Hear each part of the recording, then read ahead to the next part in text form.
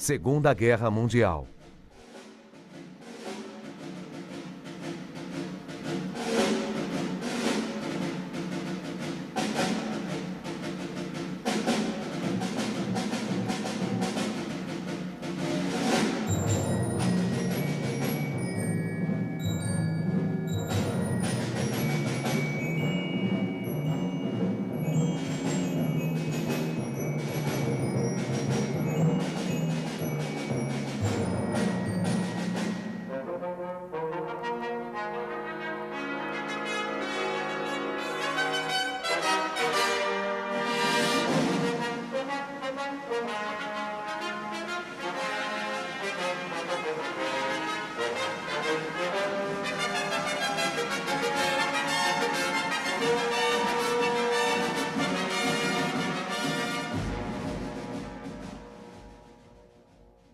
Bem-vindos à série especial de filmes da Segunda Guerra Mundial da Good Times Home Video.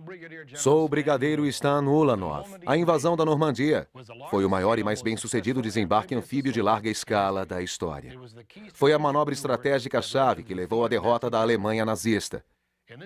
Nessa edição, para colecionadores do nosso acervo, você verá a preparação e o sangrento confronto que ocorreu no dia D e a inevitável rendição do poder nazista.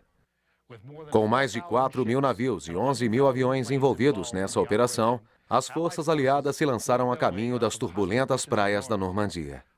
Nesse primeiro dia, em 6 de junho de 1944, aproximadamente 155.000 tropas americanas, britânicas e canadenses desembarcaram na costa da França contra um formidável e bem entrincheirado exército nazista. As forças aliadas tinham realizado o impossível.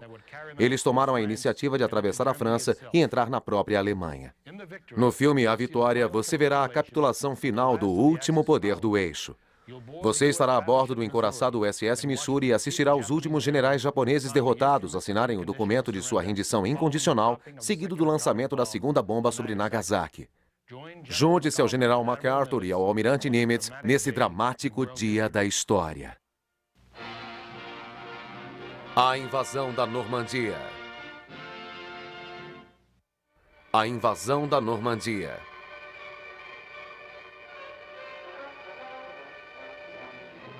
Fotografado pelos cinegrafistas da Guarda Costeira dos Estados Unidos, com cenas adicionais da Marinha e da Força Aérea dos Estados Unidos.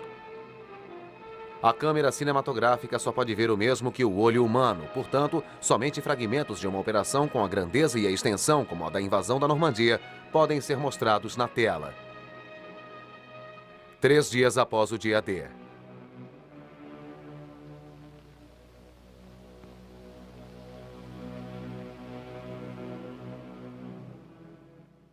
Dia 9 de junho de 1944. As tropas sobreviventes da Normandia foram para o interior. A tarefa da Marinha dos Estados Unidos, da Guarda Costeira e das Forças Navais Aliadas foi concluída. Tarefa que teve o seu preço em homens e equipamentos.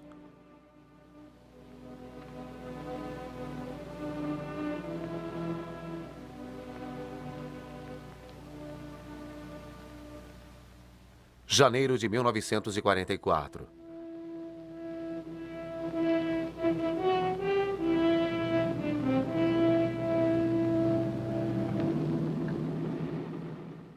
Tudo começou muitos meses antes. Na Baía de Chesapeake e em outras partes da costa americana, marinheiros e soldados inexperientes aprenderam a tarefa de irem do navio ao litoral. Porém, dessa vez, era um litoral amistoso.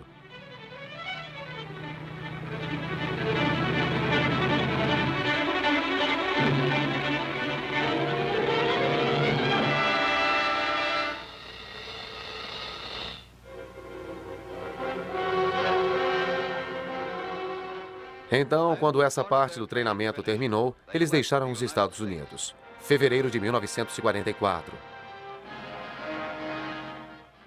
Durante o inverno e por toda a primavera, o grande comboio seguiu para o leste, atravessando o Atlântico. A bordo de todos os transportes, a vida era a mesma. As tropas relaxavam e esperavam pelo fim da viagem.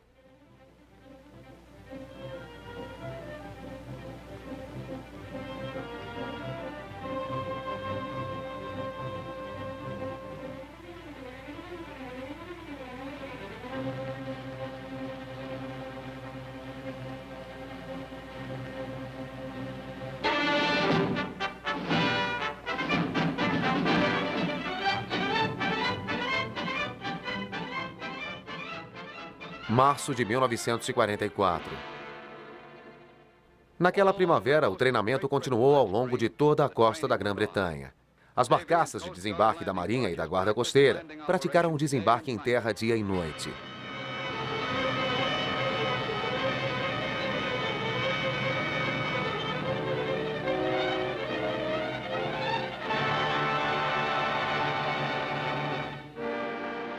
Abril de 1944.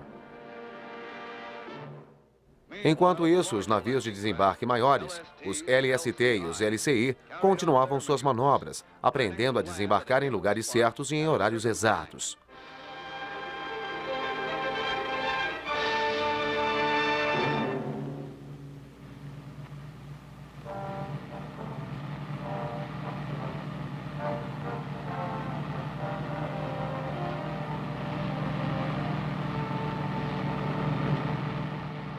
Maio de 1944.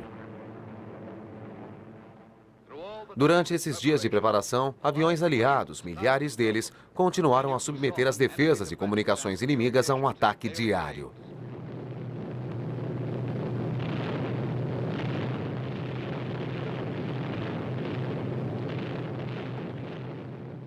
Quatro dias para o dia D.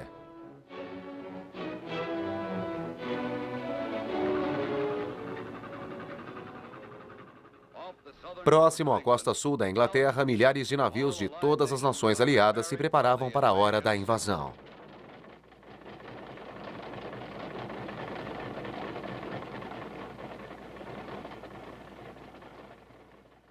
Os tripulantes da Marinha e da Guarda Costeira faziam seus últimos preparativos.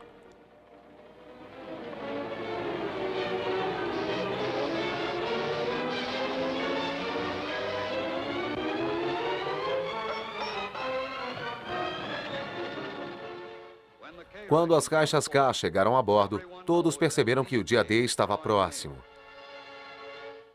3 dias para o dia D.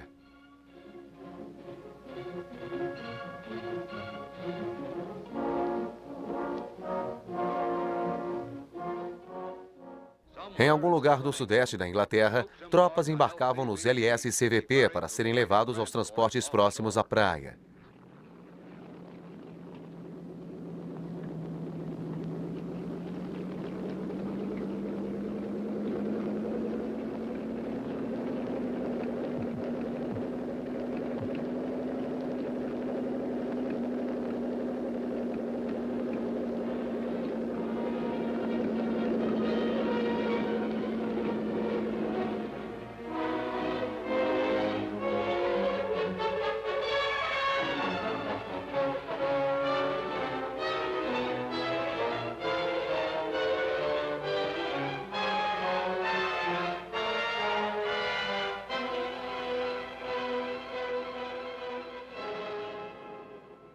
Um dia para o dia D.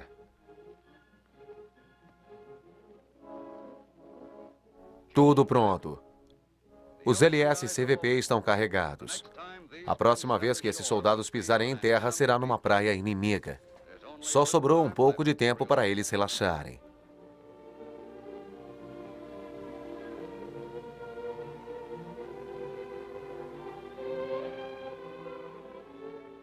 E os bombardeios aéreos da Força Aérea são intensificados. Agora os ataques são contínuos.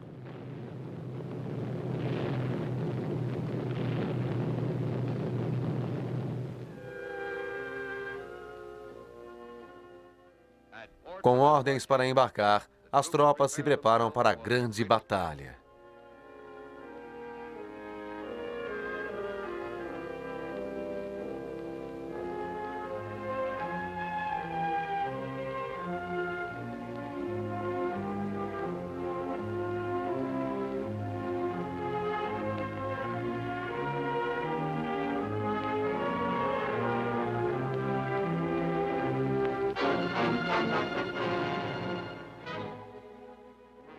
Um oficial da Guarda Costeira faz um rápido resumo aos seus homens. E ao longo de toda a costa, os marinheiros recebem suas instruções finais. Finalmente, os navios deixam as águas costeiras e movem-se pelo canal, com os vagarosos LST carregados com equipamentos pesados e os transportes carregados de homens.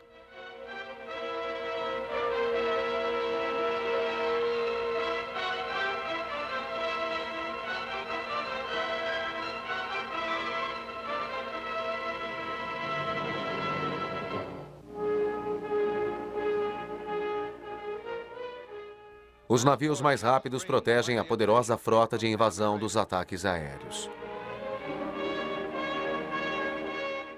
Às 15h30, os LCI da Guarda Costeira partem, carregando engenheiros, corpo médico e a infantaria.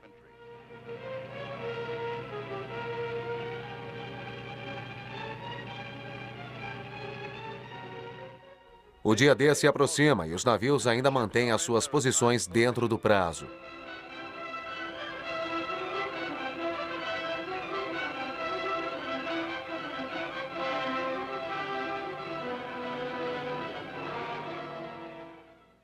Com a presença dos homens da Guarda Costeira e os transportes da artilharia, essa é a quarta invasão nas águas europeias.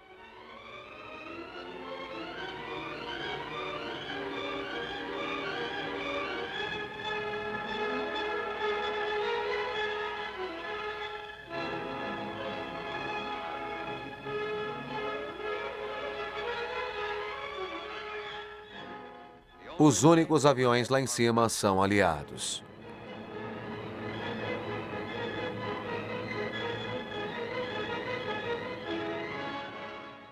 Dos barcos de salvamento de 83 pés da Guarda Costeira, os poderosos encouraçados da Marinha, a frota de invasão ruma para a França.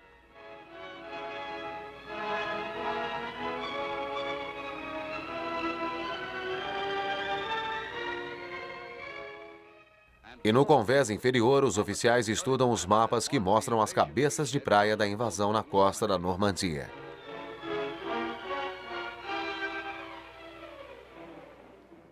O dia D.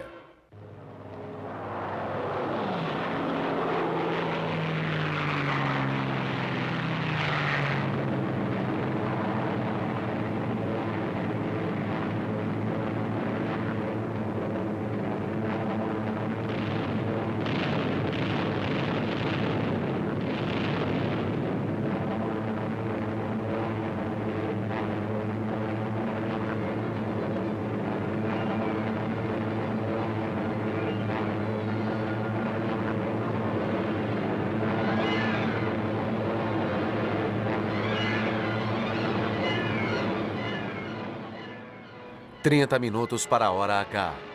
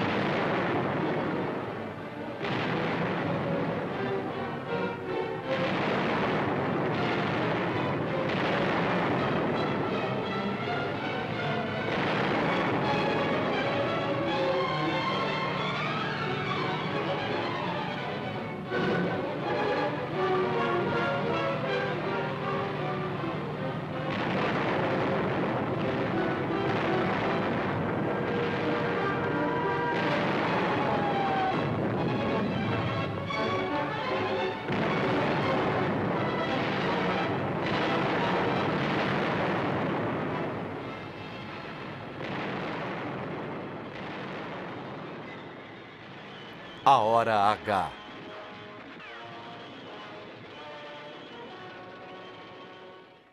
Algumas barcas de desembarque foram detidas por obstáculos de concreto construídos dentro d'água pelo inimigo.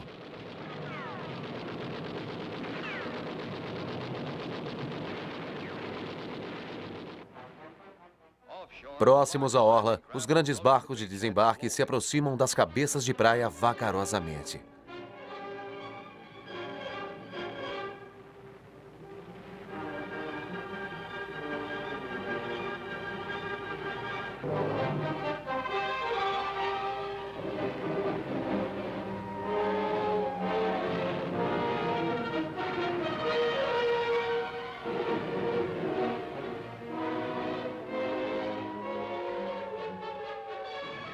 65 minutos após a hora H.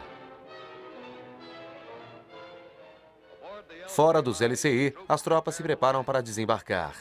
A praia ainda está vazia e o fogo cruzado dos alemães ainda atinge a praia.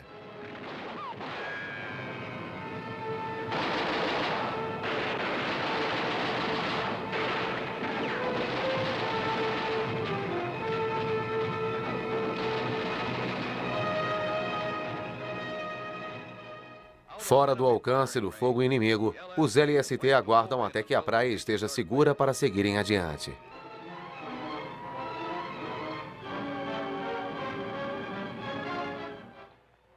A chegada dos equipamentos motorizados marcam o término da primeira fase do desembarque. Os primeiros LSI a descarregarem os homens na praia voltam aos transportes para carregarem mais tropas para a orla.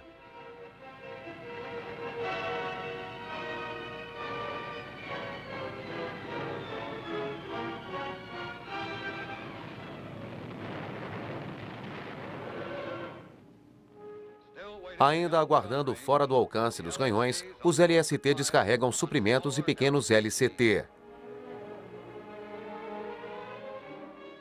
Grandes equipamentos de guerra são transferidos em antigas balsas gigantes para as barcaças que os desembarcarão na praia. E reforços chegam em milhares de homens.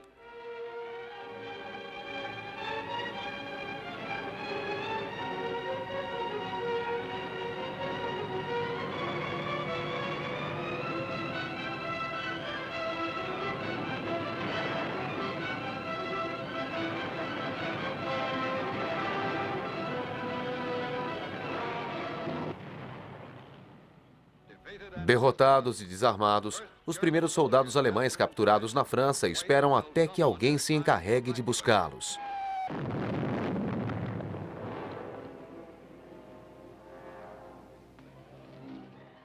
Lá fora, no canal, os barcos de salvamento da Guarda Costeira procuram por sobreviventes e ajudam os navios danificados.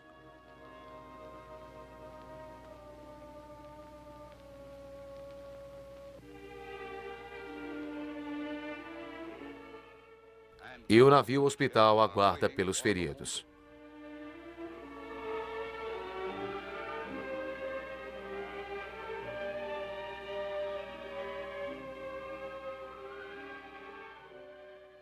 De um LCI danificado da Guarda Costeira, um homem ferido é transferido para um outro navio. E o plasma sanguíneo salvador vai com ele.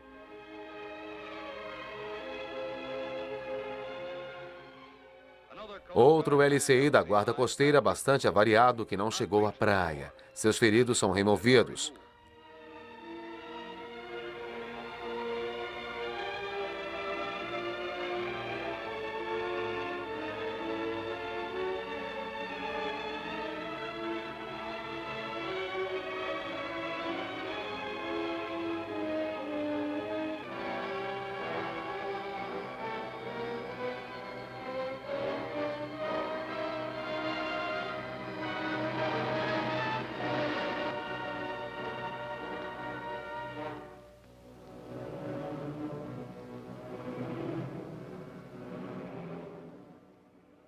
As praias estão firmes nas mãos dos aliados agora.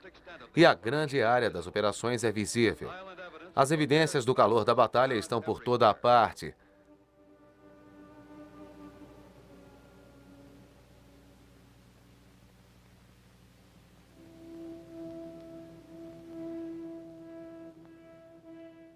Mas, dentro de poucos dias, a maioria dos navios danificados serão recarregados novamente.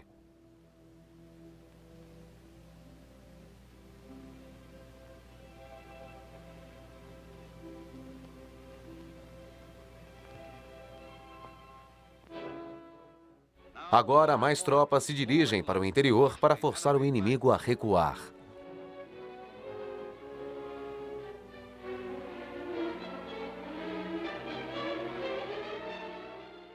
E outros LST desembarcam a sua carga na praia.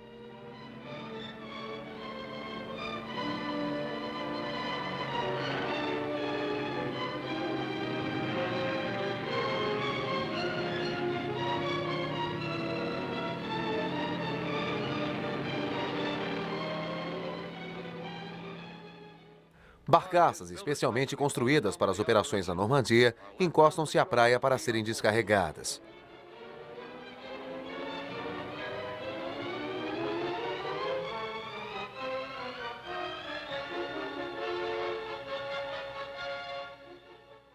Durante o dia, só os aviões aliados estão no ar.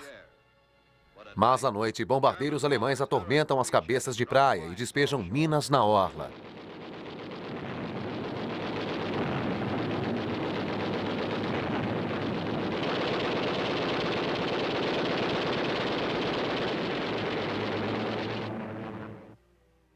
Sem o impedimento dos navios afundados, portos artificiais são construídos. Até que um porto esteja a salvo do inimigo, esse vai ter que lidar com os embarques existentes. O mau tempo chegou quando a batalha na praia já tinha terminado.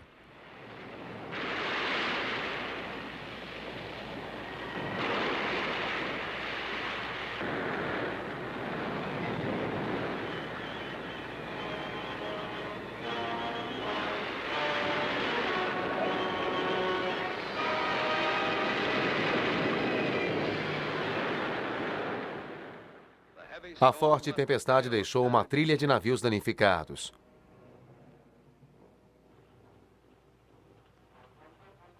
Uma vez mais, a barca de desembarque navegou pelo canal. Dessa vez carregada com prisioneiros alemães.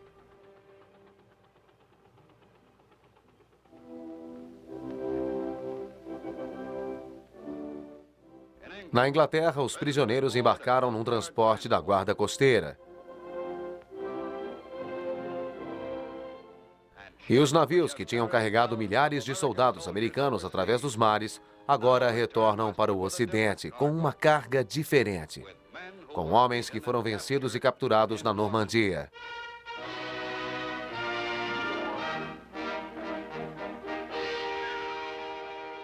Um filme da Guarda Costeira dos Estados Unidos.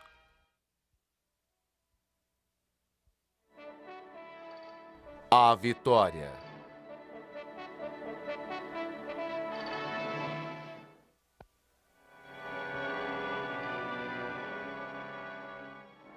Há um ditado antigo que diz que todos os caminhos levam a Roma.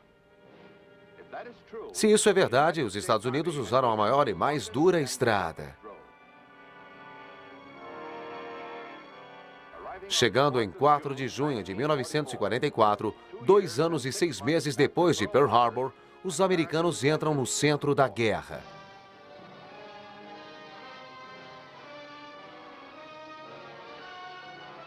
Dois dias após o 5º Exército do general MacArthur capturar a Cidade Eterna, as forças da invasão do general Dwight Eisenhower atingem as praias da Normandia, em assalto anfíbio maciço.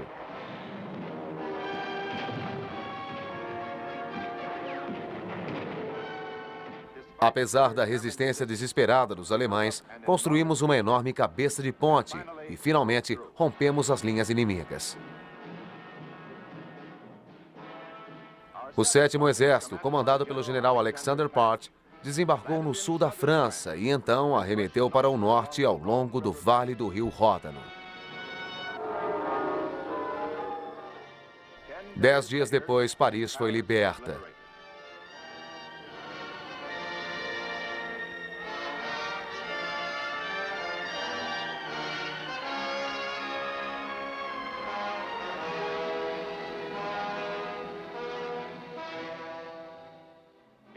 Na Itália, o 5º Exército atravessou o rio Arno e rumou para a Bolonha.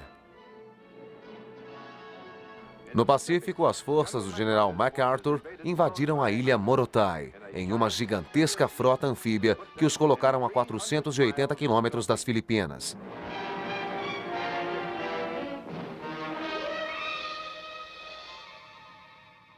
General Stilwell estava fazendo progressos na Birmânia, com os seus últimos comandos de soldados da infantaria escolhidos a dedo, os incríveis saqueadores, e com unidades britânicas e chinesas.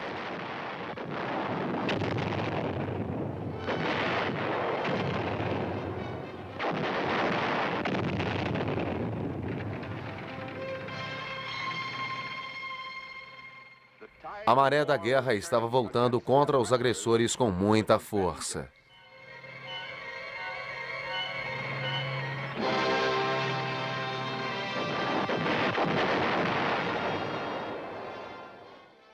Apenas 97 dias após o primeiro núcleo do primeiro exército ter liderado o assalto à praia de Omaha, foram percorridos 800 quilômetros através das fronteiras alemãs. A batalha pela França se aproximava do seu fim. A batalha pela Alemanha estava prestes a começar.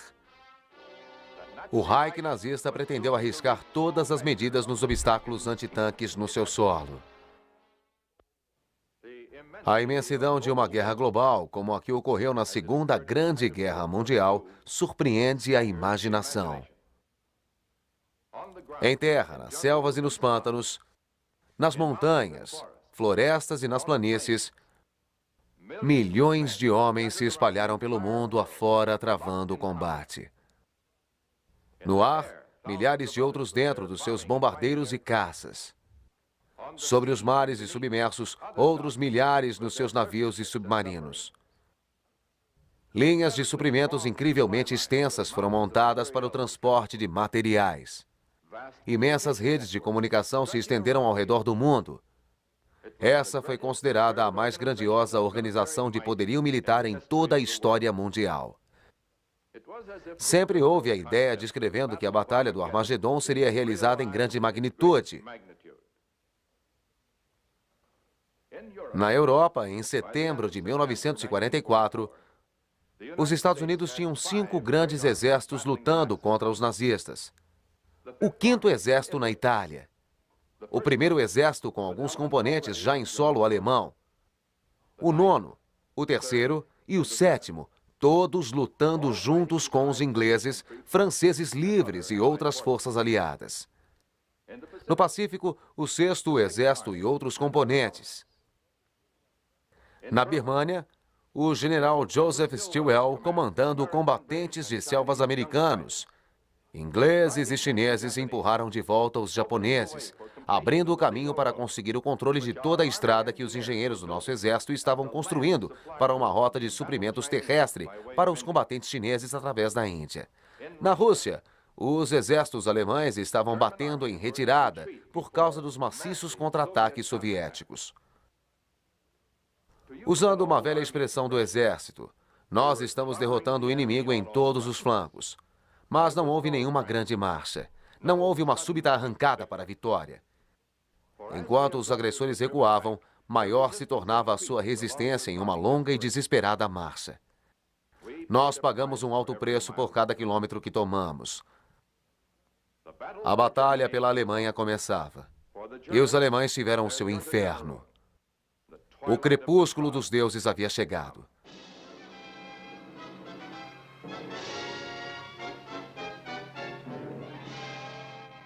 Nossos exércitos lutam às portas da terra natal dos nazistas. O general Rodgers, do 1º Exército, atravessa a linha Siegfried, quilômetro após quilômetro, conquistando fortificações e barreiras antitanques até a cidade de Hagen.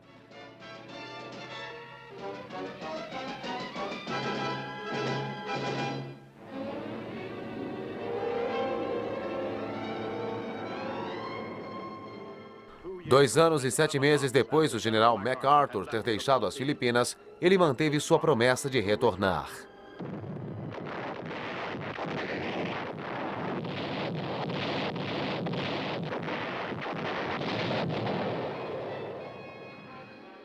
Em 20 de outubro de 1944, suas forças invadiram a ilha de Leyte.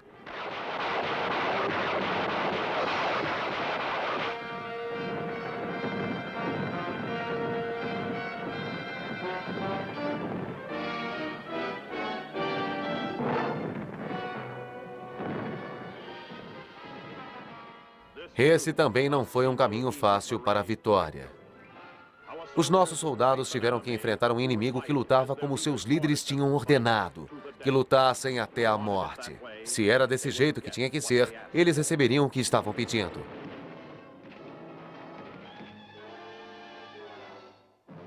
Sete dias após MacArthur ter desembarcado em Leyte, a 3ª e a 7ª Frota dos Estados Unidos derrotaram a frota japonesa no primeiro disparo na batalha pelo Golfo de Leyte.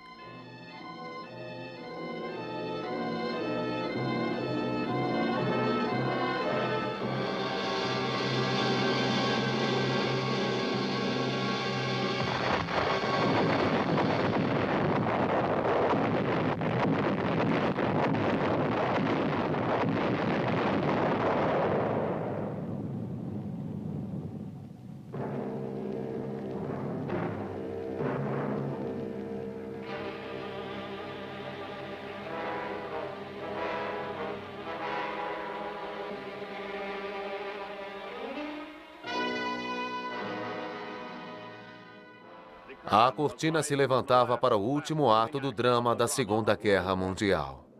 O terceiro exército do general Patton tomou a cidade de Metz. A frente de guerra estava próxima a Saarbrücken, o segundo distrito industrial mais importante da Alemanha.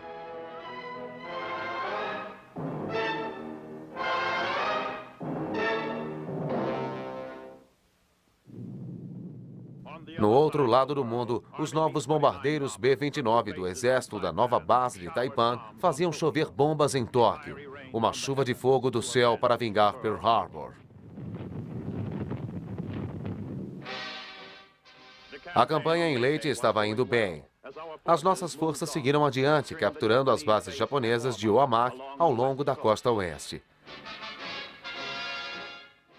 Nossas forças desembarcaram na ilha de Mindanao, sem nenhuma baixa.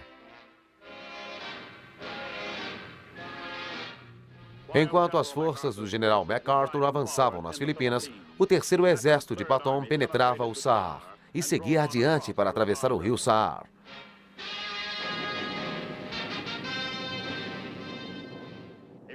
Uma esquadrilha recordista de 1.600 bombardeiros pesados explodiram Frankfurt e outras cidades alemãs.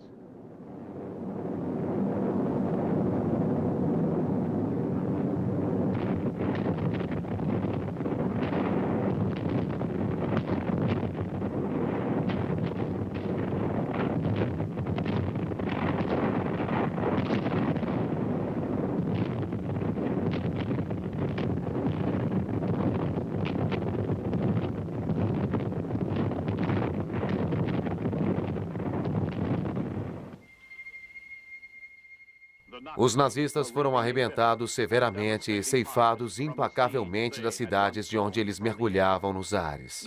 Agora, os mesmos responsáveis pela velha Guerra Relâmpago viam as suas cidades serem reduzidas a uma pilha de entulhos. Para as milhares de vítimas de guerra dos nazistas, aqui finalmente houve uma maciça repetição contra os seus executores impiedosos.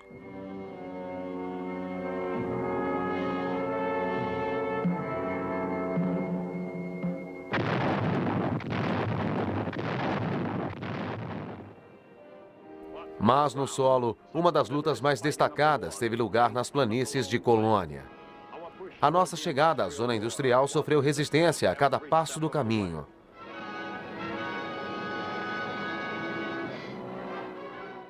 Então, em 16 de dezembro de 1944, a contraofensiva alemã atacou.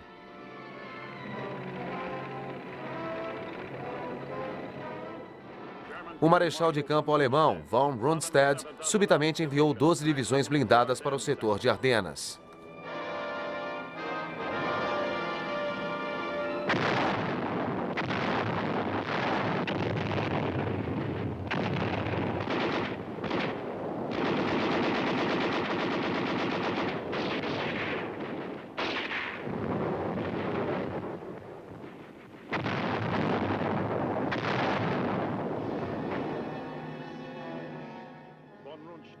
Von Rundstedt fez uma jogada de alto nível, atravessando o rio Mosa e dirigindo-se para Liege para tentar cortar as redes de comunicação aliadas com a linha de frente.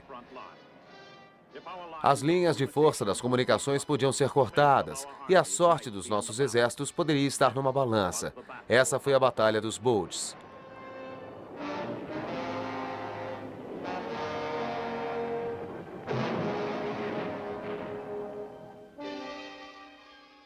Tropas de combatentes e não combatentes estavam súbita e desnecessariamente lutando lado a lado sob um péssimo tempo. Eles pegaram suas armas e se enfiaram em trincheiras, seguindo o velho axioma militar de se aguentar para ganhar tempo, até que os reforços chegassem.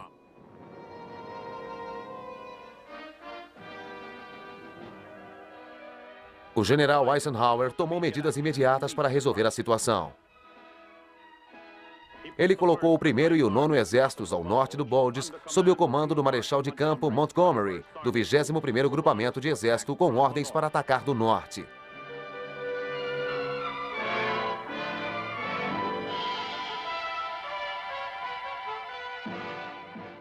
O 3º Exército de Patton atacava do sul.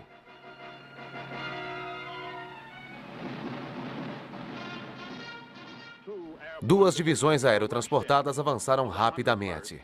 A 101ª tinha ordens de manter o centro de comunicações em Bastogne. Foi durante essa ação de cerco a Bastogne que o general McAuliffe, então comandante da 101ª, deu a sua famosa resposta à exigência alemã para que eles se rendessem. Essa resposta foi registrada como sendo de apenas uma única palavra: droga.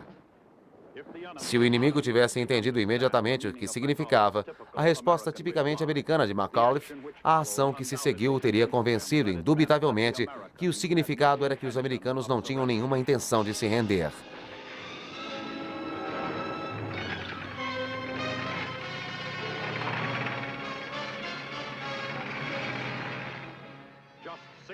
Apenas 6 dias após von Rundstedt ter lançado a sua contraofensiva, unidades do 3º Exército de Patton, subindo pelo sul, atacaram os alemães que tiveram a 101ª Divisão Aérea pressionada.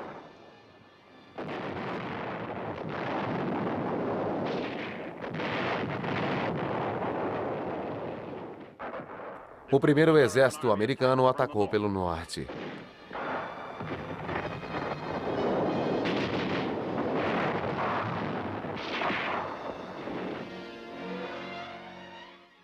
Depois que os britânicos atacaram o Bulges pelo oeste, o 3º Exército esmagava o norte para se unir ao 1º Exército.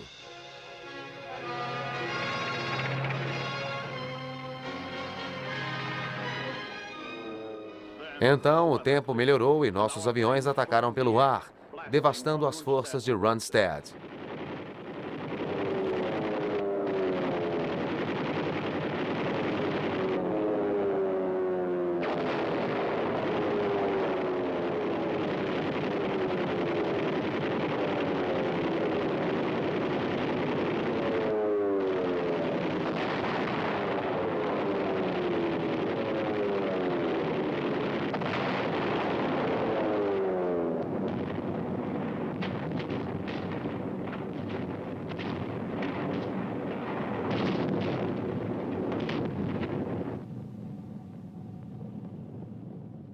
A Batalha do Bulges logo estaria terminada. O inimigo estava se rendendo. Os alemães tinham dado a sua última grande tacada dessa guerra.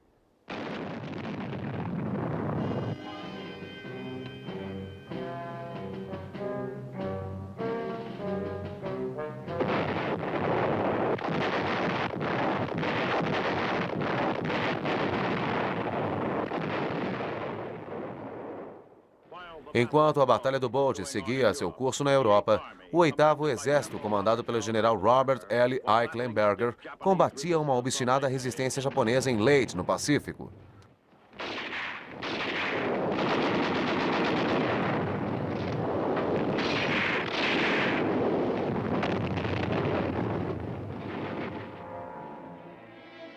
A luta por Leyte continuaria por meses, até que aproximadamente 50.000 japoneses fanáticos fossem aniquilados.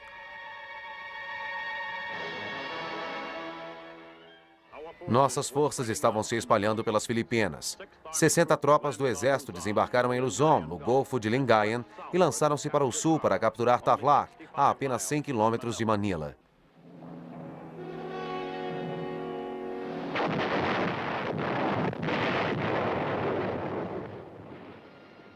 Quinze dias mais tarde, homens da 1ª Divisão de Cavalaria abriram caminho para o centro de Manila.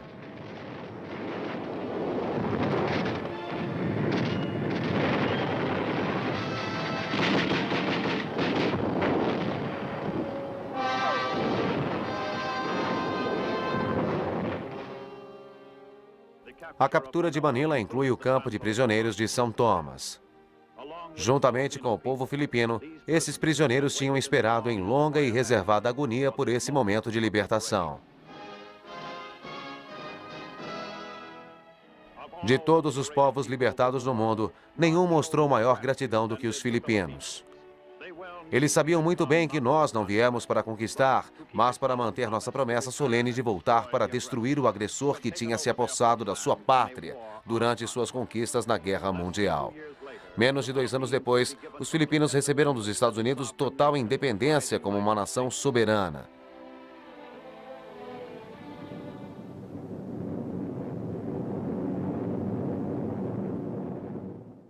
13 dias após a queda de Manila, nossas tropas aerotransportadas desembarcaram em Corregidor. 2 anos e 9 meses após os japoneses terem dominado nossos flancos. Tinha sido uma longa e sangrenta espera, mas nós tínhamos voltado.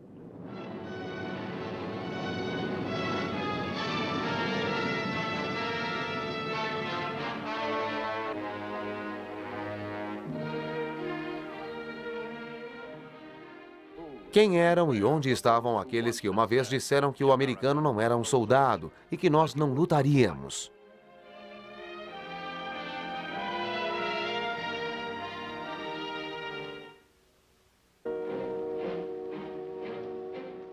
Pelo mundo todo afora, eventos dramáticos estavam ganhando força. Nosso 9º Exército, comandado pelo general Simpson, cruzou o Reno em 2 de março. 4 dias depois, o 1º Exército do general Hodges ocupava a colônia. 4 dias após isso, 300 das nossas superfortalezas arrasaram Tóquio.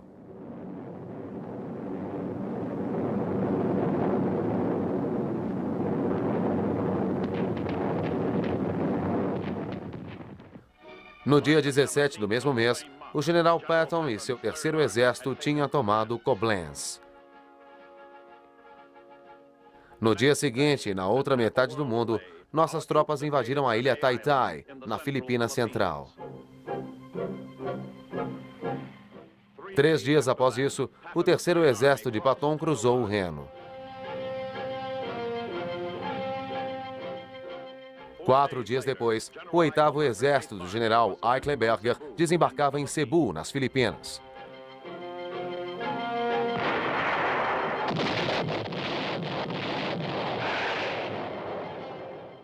Menos de uma semana depois, em 1º de abril de 1945, o 10º Exército dos Estados Unidos, sob o comando do general Simon Buckner, invadiu Okinawa. No mesmo mês, a 2ª Divisão do 9º Exército chegava ao Elba, a apenas 100 quilômetros de Berlim.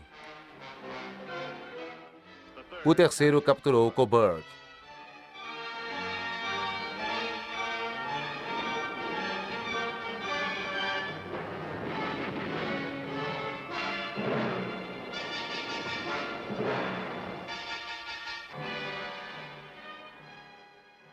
Em 12 de abril, morre nosso comandante em chefe, o presidente Franklin Delano Roosevelt. Ele viveu para ver o avanço triunfante dos exércitos americanos, mas o destino negou-lhe a satisfação que a vitória final nos daria.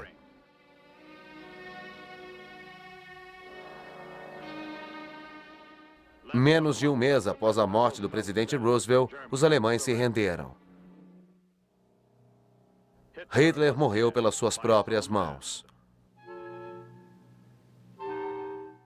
Apenas poucos dias antes, Mussolini tinha sido morto pelos partisãs italianos.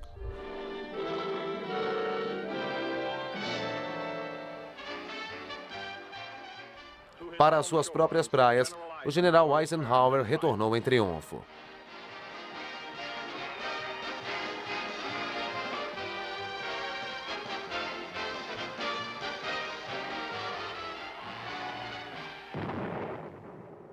Mas, no Pacífico, a guerra ainda continuava. Uma grande e dura guerra, cujo fim ainda não se previa. Okinawa foi um campo de batalha sangrento, como o nosso 10º Exército estava descobrindo.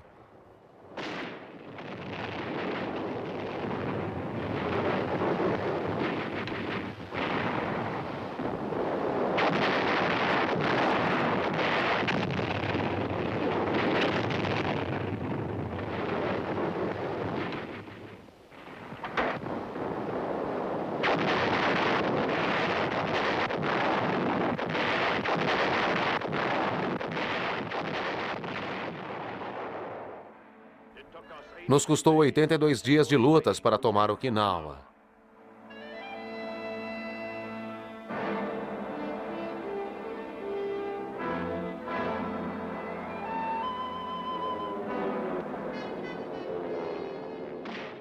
Ataques kamikazes à nossa marinha causou pesados danos, mas nós demos o troco, jamais desistindo.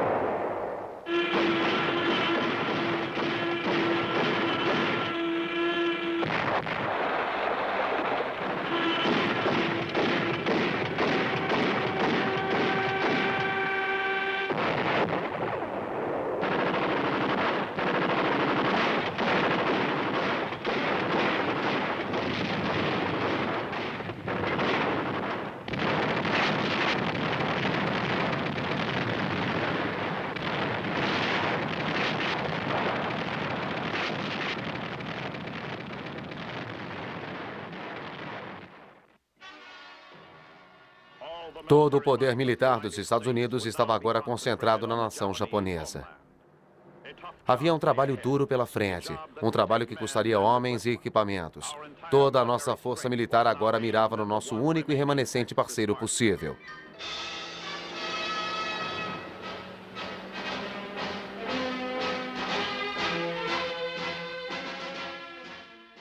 Os nossos estrategistas militares estimavam que, contando todos os assaltos sobre o próprio Japão, nossas forças de invasão iriam provavelmente sofrer 1,5 milhão de baixas.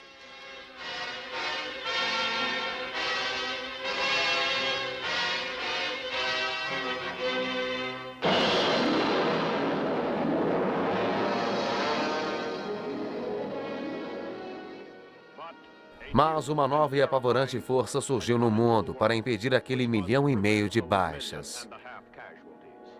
A bomba atômica. 2 dessas armas aterrorizantes, lançadas sobre Hiroshima e Nagasaki, colocaram o Japão de joelhos.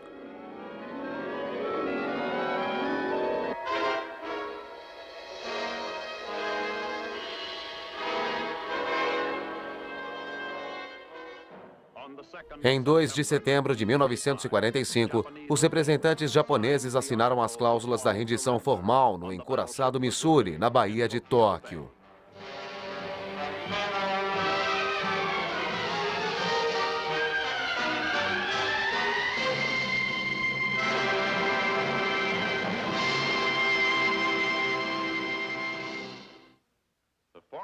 A rendição formal dos japoneses em 2 de setembro de 1945 marcou o fim das agressões na Segunda Guerra Mundial. Foi um acontecimento histórico de grande significado.